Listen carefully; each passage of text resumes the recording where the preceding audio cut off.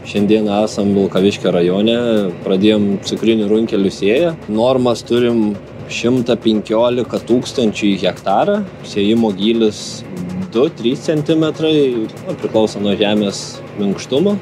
Turime sekcijų kontrolę.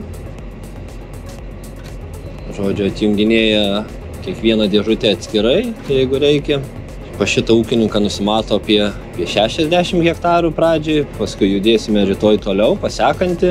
Šiandieną pasėta nedaug, startas tik tai buvo, tai turime tik 14,72. Sėjame 8 km per valandą, į pamainą per, tarkim, 12 valandų, kaip mes dirbam, įmanoma pasėti apie 30-40 hektarų.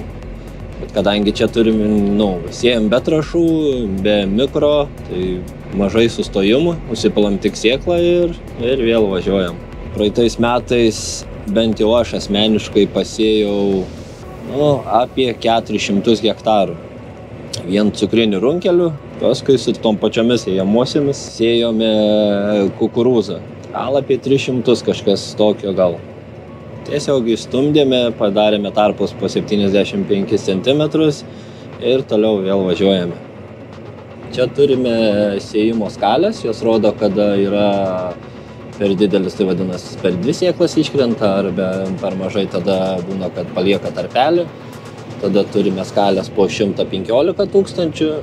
Čia turime mikro trašos, taip pat 12 vagučių, kurios šiuo metu yra deaktyvintos, nes mes be jų sėjame. Ir turime dar 2 dozatorius priekinius, tai yra priekinės trašos.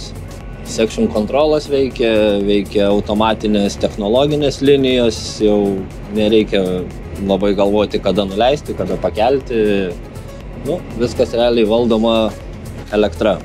Tu tik įvedi norimo ūkininko normą ir jinai asmeniškai pasiskaičiuoja, kokie tarpai ir jinai sėja.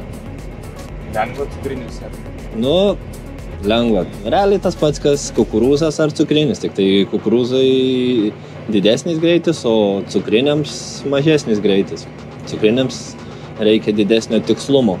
Sėjame tiek dieną, tiek naktį, nes žinome, kad ūkininkams spaudžia laikas, žodžiu, yra terminas, bent jau kiti turi nusistatę, tai norime pas kiekvieną ūkininką atvažiuoti laiku ir pasėti kokybiškai.